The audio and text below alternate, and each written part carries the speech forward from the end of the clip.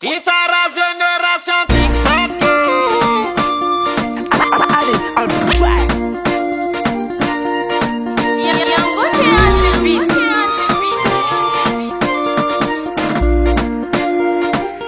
Itara génération TikTok.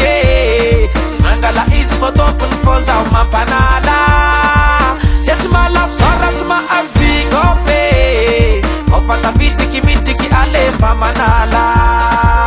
Itara génération TikTok.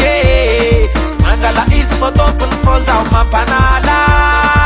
Sets my love sorats ma as big up.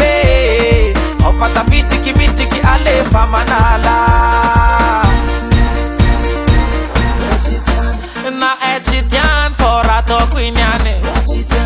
Na etsitian nefa ira kuchinjane. Chivoni nyan nefa ritma kwarane. Ochitiane. Azamange kiteren fo finde som seng som atlastige. Ninem nastima na fo jango vo fate kinike.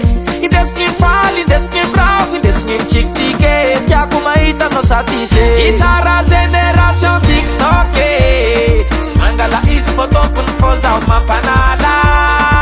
Sets my love sorats ma as big up. Ofata fitiki mitiki ale famanala. Itara génération TikTok. Simangala is photo pun foza mampanala. Sets my love sorats ma as big up. Ofata fitiki mitiki ale famanala. Ofata fitiki mitiki fati talenta night as was sitke. Simangala is photo pun rev was a singalitke. Kots falen no maita zomnyen na manjer. Mintan nam lefam sitke. Bakats kangat lapwal levale. Sets mazakam pitke. Mandega ko fa no maringi chita fitiki. Bad gal jab karamet ketiki. Rutbo jab karafamets kimandi. Tis makalitiki. Seko fam soma no mangilikitiki. Seko fam soma no ma vitipitiki. Tis makalak fam yar kamakafi. Itara génération TikTok. Simangala is photo pun foza mampanala.